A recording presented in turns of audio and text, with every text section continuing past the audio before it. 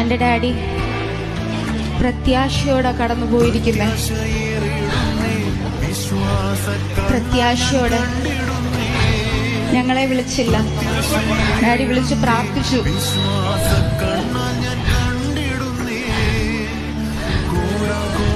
എന്നെ എല്ലാ കാര്യത്തിനും എന്നെ എൻകറേജ് ചെയ്യും.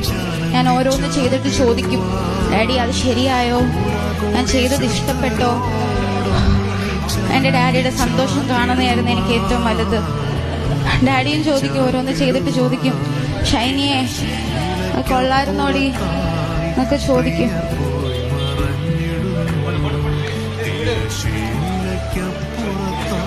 എന്നെ നല്ല രീതിയിൽ വളർത്തി. എന്നെ എൻ്റെ അനിയത്തി നല്ല രീതിയിൽ, എൻ്റെ മമ്മി നല്ല രീതിയിൽ പോറ്റി. ഞങ്ങൾക്ക് തരേണ്ട പാഠങ്ങളെല്ലാം ഞങ്ങൾക്ക് തന്നു. ഞങ്ങൾക്ക് ഒറ്റയ്ക്ക് നിന്ന് കാര്യങ്ങൾ ചെയ്യുവാൻ ഞങ്ങളെ പഠിപ്പിച്ചു.